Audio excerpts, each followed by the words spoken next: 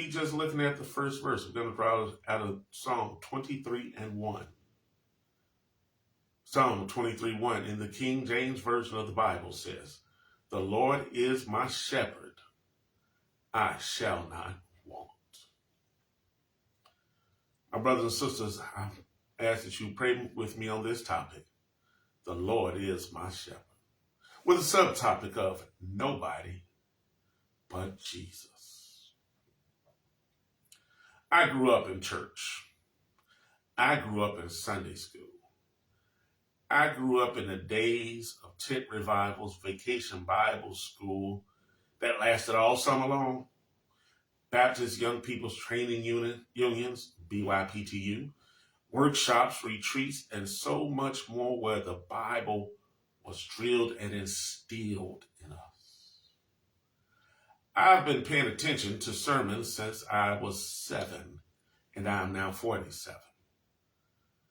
I was introduced to the sermons of Reverends C.L. Franklin, Jasper Williams, W. Leo Daniels, and B.W. Smith at a young age. I have sat with, and listened to some great preachers and some great preaching in my years. There are not too many texts that I have not heard preached or taught. And all this to my being an alumnus of Chicago Baptist Institute and have been preaching since I was 17. And you'll see where I'm going with this introduction. As the listener,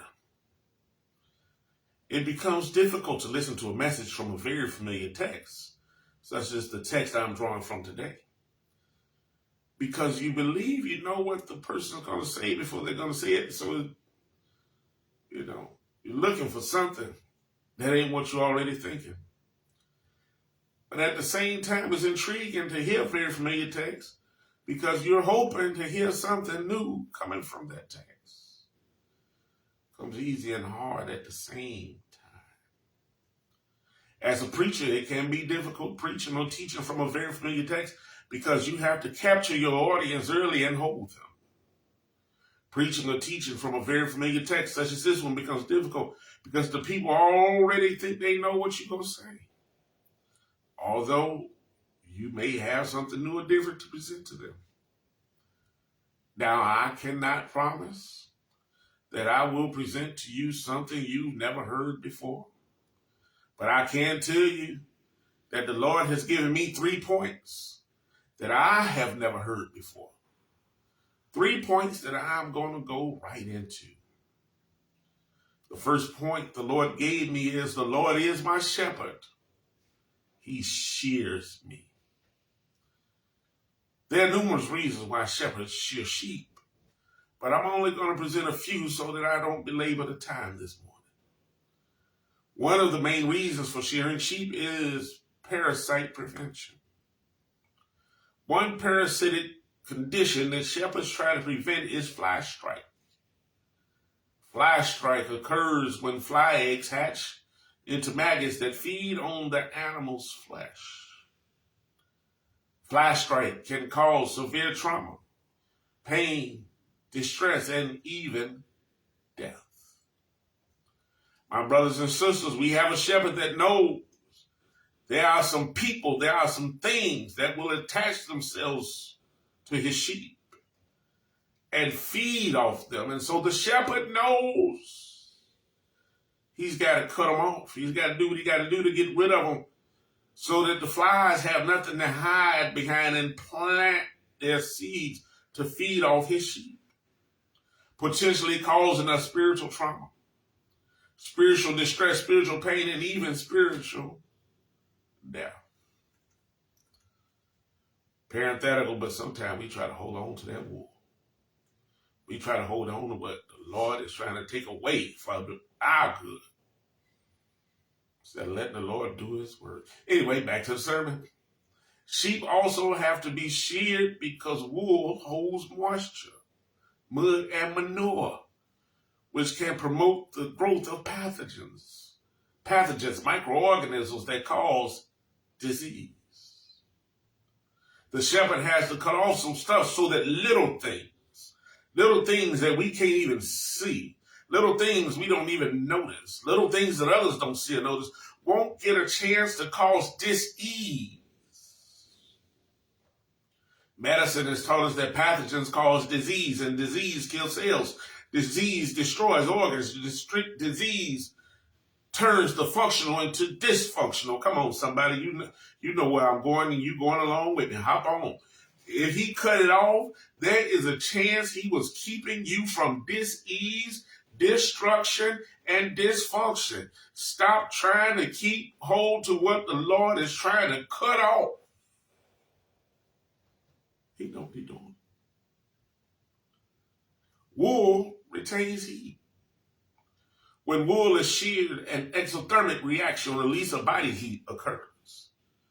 And when there is a community environment and multiple exothermic reactions occur simultaneously, in other words, when a lot of sheep are letting off body heat at the same time, a change happens in the atmosphere.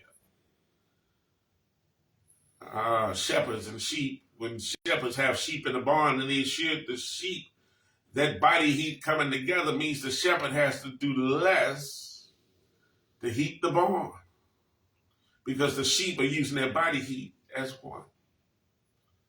Multiple simultaneous exothermic reactions is what turns crude oil into gasoline.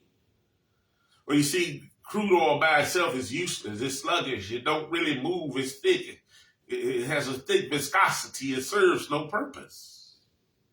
But as gasoline. Let me go with something a little closer to home.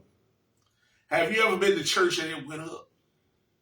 I know you've been to church sometime and it's just stagnant, nothing happening. But have you ever been to church and it went up? Like the old school church where somebody might just feel it and start moaning or bust out with them call and response hymns, and from there the church goes up. That is what you call multiple simultaneous exothermic reactions.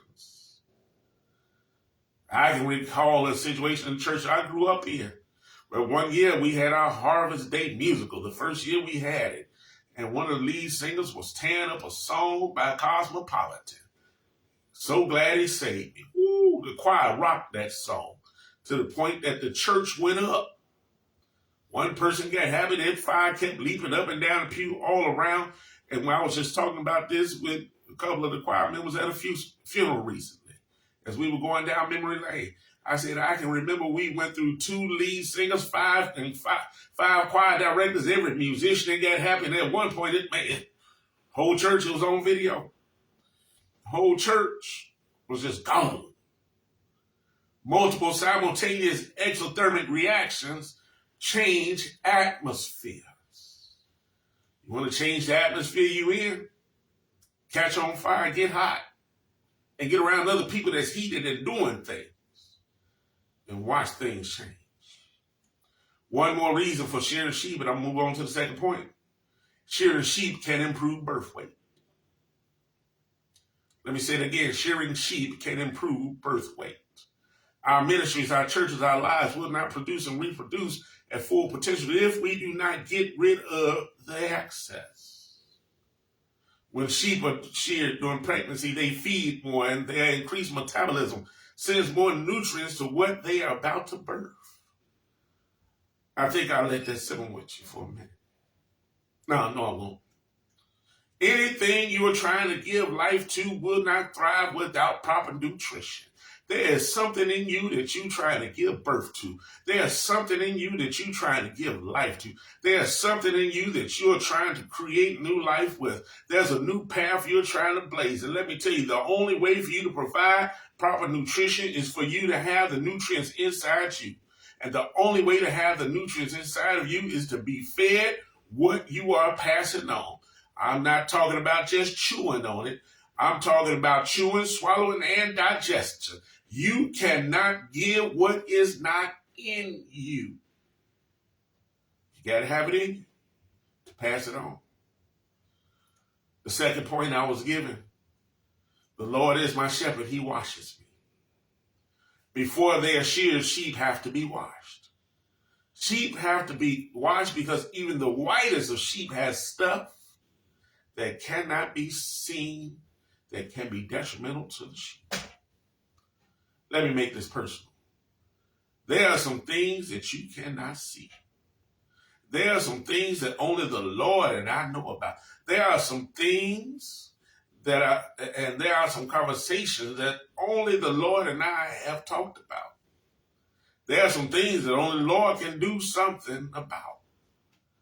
Songwriter once asked the question, what can wash away my sin? What can make me whole again? Nothing but the blood of Jesus. There are some things that only the Lord knows about and only the Lord can do something about. And that is why it is between the Lord and I.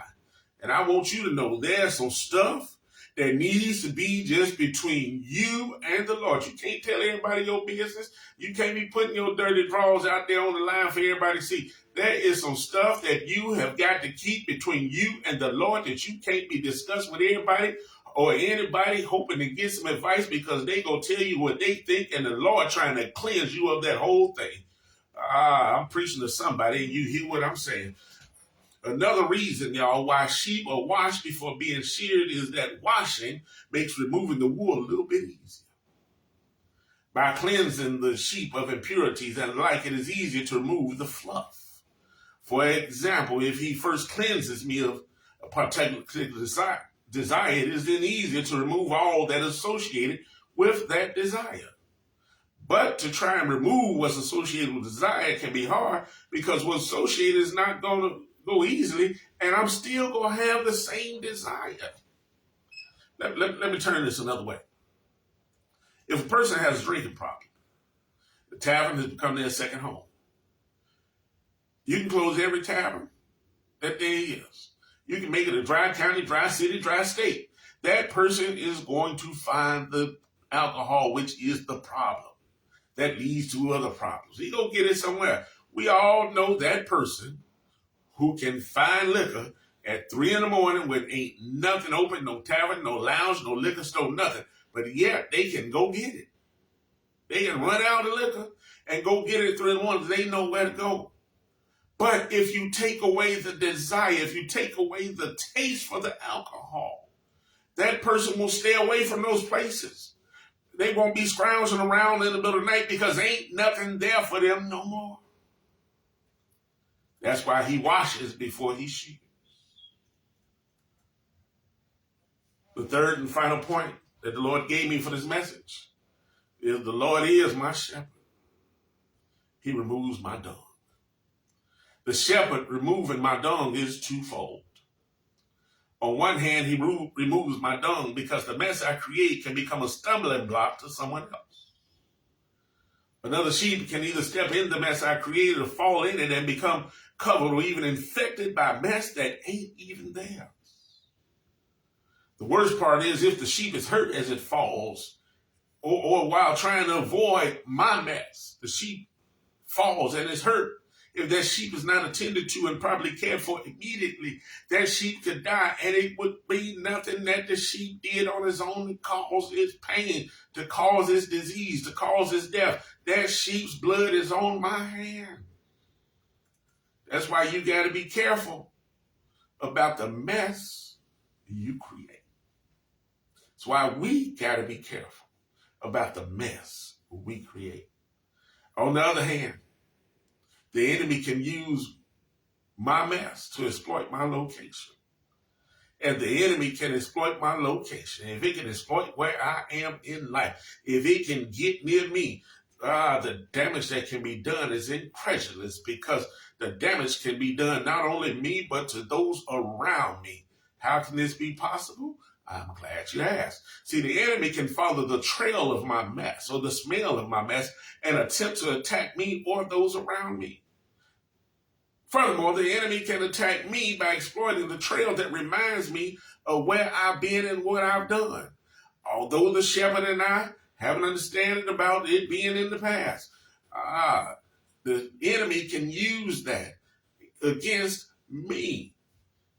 And at times, the enemy will try to use the mess that is behind me to either break my spirit, to lure me back into something where I should not have been in the first place, to try to destroy my relationships that I have built, or even to ruin my witness.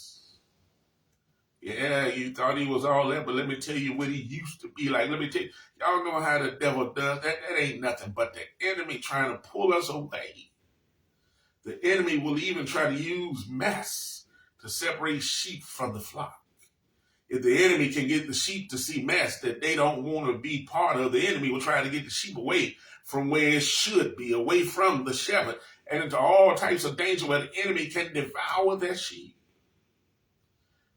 That's what happens when people leave a church and refuse to go to any church because of quote-unquote church hurt, because they were treated wrong, because something went wrong, because something went bad, because how they were misused and abused, because how they were mistreated by people. Not the church, not the Lord, but by people.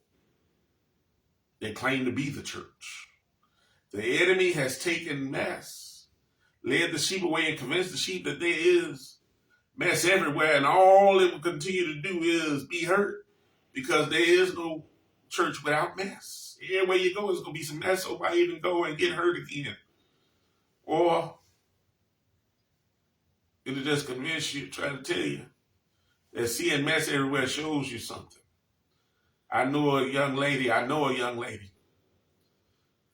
We were church members together. She met a man. She had issues that she kept hidden. She didn't really talk about with people about stuff that was going on in the church. She never talked about it.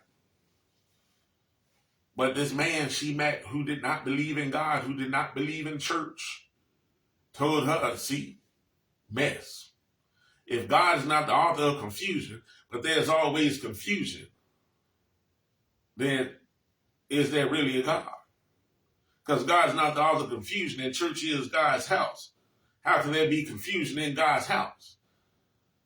He convinced her, he flipped and spit that thing and used that mess to pull her away, to the point that this woman, I don't know how long she had been saved, said, can't be no God, because look at all the mess that's going on. My brothers and sisters, I stopped by on my way to heaven to tell somebody that our mess ain't just about us. Our mess is about those around us, those to come behind us, those who came before us. Our mess ain't just about us. Our mess is about others. Our mess don't just affect us. Our mess can affect others. So, not that there won't be mess, because it's just a part of nature. If you eat, you go mess. Somewhere, we not perfect. We go have mess. We go do something wrong. But we got to be careful of our mess and try to make sure our mess does not become a hindrance to others. Our mess does not become a stumbling block to others. We got to take our mess when we know we got mess and put it in the hands of the shepherd, so the shepherd can remove the dung so it doesn't affect others. And the enemy can't use it against us. That's why the old deacons used to pray that prayer. They had the old deacon prayer, and in that prayer they said, Lord, I thank you for taking my sins and casting them in the sea of forgetfulness, not to come against me in judgment on this side of eternity, nor in condemnation on the other. The Lord is my shepherd, I shall not want. The Lord is my shepherd, he shears me. The Lord is my shepherd, he washes me. The Lord is my shepherd, he removes my dung. Just in case somebody is wondering who I'm talking about, I ain't talking about nobody but Jesus. Nobody but Jesus. Reminds me of that Vanessa Bell Armstrong song, Nobody But Jesus, where she says, who was the one when I didn't know my name? Before I was born, he loved me just the same. Who was the one who took me by my hand and kept me from all danger the way a father can? Who was the one to lead me along the way when I didn't know the path for me to take? Nobody but Jesus. Who was the one to place the sun so high and hang the stars in space to decorate the sky? Oh, who was the one that died on Calvary with nails in his hands and nails in his feet? Who took the sting from death and victory from the grave, then went back on to heaven, and he's going to return one day? Nobody but Jesus. She said, Jesus is the one. He called himself in the book of Luke, the good shepherd. Over the book of Hebrews, the writer said he's the great shepherd of the sheep. Nobody but Jesus, y'all, could be the shepherd that we need and take care of everything that we need. The one who will shear us, the one who will wash us, the one who will clean up our mess. Nobody but Jesus takes us and lies us down in the greenest of pastures. Give us the best things to feed off of. Nobody but Jesus will lead us beside calm and still waters to refresh us. Nobody but Jesus knows how to shepherd us and restore our souls, to lead us in the right path. Nobody but Jesus, when we're going through dark valleys, can comfort us along the way. Nobody but Jesus will bless us right in front of our enemies, anoint us and run our cup over so that others can be blessed. Nobody but Jesus, y'all. If you know who Jesus is, if he ever been your shepherd, I want you to type right now, make a post some point today. Nobody but Jesus. When somebody say nobody but Jesus, what? Tell them nobody but Jesus could do the things that he's done in my life. Because ain't nobody like Jesus. Now, I ain't going to go in that Shaka Khan song. I'm going to stop right there. Nobody but Jesus has brought us thus far. Nobody but Jesus has given us all he has, and nobody but Jesus can take us from here all the way to eternity. Be blessed, my brothers. Be blessed, my sisters. I love you. God loves you. Ain't a dadgum thing you can do about it.